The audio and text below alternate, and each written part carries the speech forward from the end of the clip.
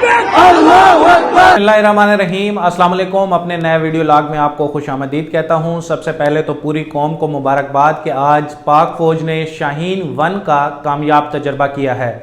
ये missile 900 kilometre तक अपने हदफ को कामयाबी से निशाना बनाने की सलाहियत रखता है। आज जो ये तजर्बा किया गया है उसके हवाले से ISPR ने बताया है कि इसका मकसद तकनीकी सलाहियत को जांचना था और ये मिसाइल जब इसकी लॉन्चिंग की गई है तो बड़ी कामयाबी से इसने अपने हदफ को जो है वो निशाना बनाया है। तो इस पर हम अपने पाक फौज के इंजीनियर्स, जवानों और अफसरों को भी मुबारकबाद पेश करते हैं। तो अब बढ़ते हैं आज की वीडियो के टॉपिक के हवाले से। सबसे पहले हम बात करेंगे मोदी के दौरे बांग्लादेश के हवाले से और वीडियो के दूसरे हिस्से में मैं बताऊंगा कि पाकिस्तान और भारत के दरमियान क्रिकेट सीरीज़ के हवाले से जो बातें चल रही हैं उसमें किस हद तक सच्चाई है, क्या वाकई ऐसा होने जा रहा है या ये सिर्फ हवाई बातें हैं। तो अब हम बात कर लेते हैं मोदी के दौरे बांग्लादेश के हवाले से। आज जब मोदी बांग्लादेश पहुंचे, बांग्लादेशी वजीर आजम शेख हसीना ने एयरपोर्ट पर उनका इस्तकबाल किया है और उन्हें बड़ा अच्छा प्रोटोकॉल दिया गया है। लेकिन बांग्लादेश की सड़कों पर पूरा दिन जो है वो मैदान जंग का सा समा रहा।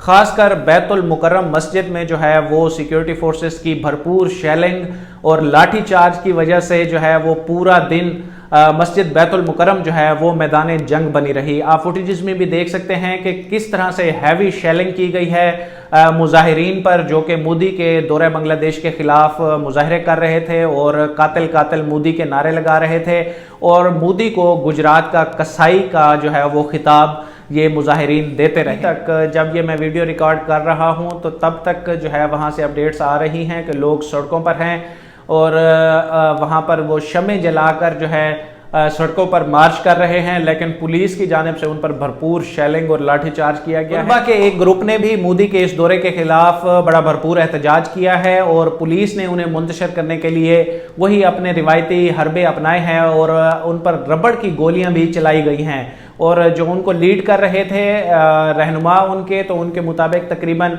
30 से ज़ायद जो है वो तलबा ज़ख्मी हुए हैं और 18 अभी तक भी हस्पताल में ज़ेरे इलाज हैं। तो ढाका में इस वक्त सूरत हाल जो है वो बड़ी कशीदा है। लोग बड़ी नफ़रत का इजहार कर रहे हैं मोदी के ख़िलाफ़ और मोदी के जो हिंदुआता का एजेंडा है उसके ख़िलाफ़ जो है वो भरपूर तरीके से एहतजाज किया जा रहा है। साथ ही साथ जो इंडियन मीडिया है वो भी भरपूर प्रोपेगेंडा कर रहा है कि इसके पीछे पाकिस्तान का हाथ है और पाकिस्तान इन मुजाहिरीन को जो है वो इश्ताल दिला रहा है। यही वजह है कि बांग्लादेश में इस वक्त बड़ी तादाद में जो है वो लोग एहतजाज कर रहे हैं। हालांकि बांग्लादेश खुद एक मुस्लिम अक्सरियती मुल्क है तो उन्हें तो किसी तरह से किसी के इश्ताल दिलाने की ज़रूरत ही नहीं है, क्योंकि वो भी समझते हैं कि मुसलमान भाई भाई हैं। और ख़ासकर जो मोदी इंडिया में अक़लियतों के साथ कर रहा है और स्पेशली कश्मीर में जो कुछ हो रहा है तो वो हमें किसी को बताने की ज़रूरत नहीं है। हाँ, ये है कि बांग्लादेश में इमरान खान की बड़ी फ़ैन फॉलोइंग मौजूद है और जब वज़ीर आज़म इमरान खान ने अक़वाम मुत्तहिदा में खड़े होकर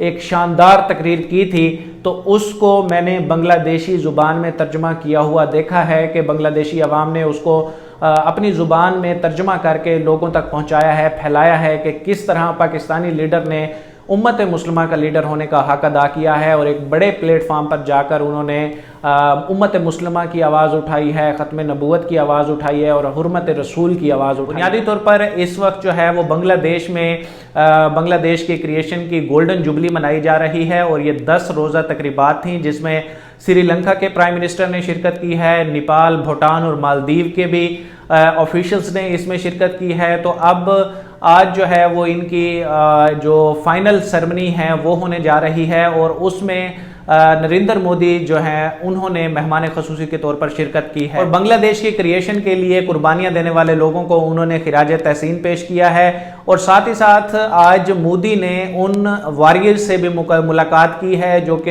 एक मुक्ति बाहिनी के नाम से तंजीम को बैक किया था इंडिया ने जब बांग्लादेश बना था। तो उसमें लड़ने वाले जो लोग थे जो अब अभी तक हयात हैं उनके एक ग्रुप से मोदी ने आज मुलाकात की है। वहाँ पर उनके साथ बड़ा अच्छा उन्होंने फ़ोटो सेशन कराया है। इसके अलावा खेलों की दुनिया से ताल्लुक़ रखने वाले क्रिकेटर्स से जो है उन्होंने मुलाकातें की हैं। اور ساتھ ہی ساتھ جو ان کا دورہ ہے اس میں شیڈیول ہے کہ وہ 2 ٹیمپلز کا بھی دورہ کریں گے۔ تو یہ ہم نے دیکھا کہ مودی جب بھی کہیں دنیا کے کسی ملک میں بھی کسی دورے پر جاتے ہیں تو وہاں پہ ان کے شیڈیول میں یہ چیز لازمی ہوتی ہے کہ جس سے یہ عنصر نمایاں ہو سکے کہ ہندو مذہب کے ماننے والے پوری دنیا میں پھیلے اور ہر جگہ پر ہندو مذہب کے ماننے والے موجود ہیں، تو اس لیے وہ کچھ نہ کچھ اپنا ٹائم اس حوالے سے لازمی مختص کرتے ہیں کہ وہاں پہ جا کر ہندو مذہب کو جو ہے وہ پرومیننٹ کیا جائے۔ تو یہ وہ ساری تفصیلات تھیں جو کہ مودی کے دورہ بنگلہ دیش سے جڑی تھیں۔ اب ہم بات کر لیتے ہیں کہ پاک بھارت سیریز کے حوالے سے جو باتیں کی جا رہی ہیں، کیا واقعی پاک بھارت سیریز ہونے جا رہی ہے یا صرف یہ سنی سنائی باتیں ہیں؟ تو اس حوالے سے ہماری جو پی سی بی کے اندرونی ذرائع ہیں ان سے جو بات ہوئی ہے، آفیشلی ابھی تک کچھ بھی نہیں ہوا، کہیں سے بھی اس حوالے سے جو ہے کوئی بات نہیں ہوئی، نہ ہی پی سی بی کو انڈین کرکٹ بورڈ نے کوئی بات کی ہے، نہ پی سی بی کی جانب سے انڈین کرکٹ بورڈ کو کچھ کہا گیا ہے، نہ ہی آئی سی سی کی جانب سے اس طرح کی کوئی بات ہوئی ہے۔ ہاں یہ ہے کہ اس مہینے کے آخر میں 2 روزہ اجلاس ہونا ہے پی سی بی کے آئی سی سی کے ایگزیکٹو کونسل کا، تو اس میں شاید یہ بات زیر بحث آئے، اور چونکہ اب حالات کچھ اس طرح کے ہو رہے ہیں کہ پاک بھارت تعلقات کو بہتر بنانے کی کوشش کی جا رہی ہے، اور پاکستان اور انڈیا کے جو ہائی ایپس ہیں، وزیر اعظم اور سربراہان مملکت ہیں، تو وہ سارے جو ہے وہ تعلقات کو بہتر بنانے کی بات کر رہے ہیں۔ تو جب پاکستان اور بھارت کے تعلقات کی بہتری کی بات آتی ہے تو ان میں کرکٹ کی بحالی بھی ایک بڑا ایجنڈا ہوتا ہے، تو اس چیز کو مد نظر رکھ کے یہ باتیں کی جا رہی ہیں، تاہم ابھی تک اس حوالے سے آفیشلی کوئی بات نہیں ہوئی۔ تو انشاءاللہ اس حوالے سے مزید اگر کچھ آفیشیل اور مصدقہ اپڈیٹس ہوں گی تو آپ تک پہنچائیں گے۔ آپ تک کے لیے اتنا ہی، تھینک یو سو مچ۔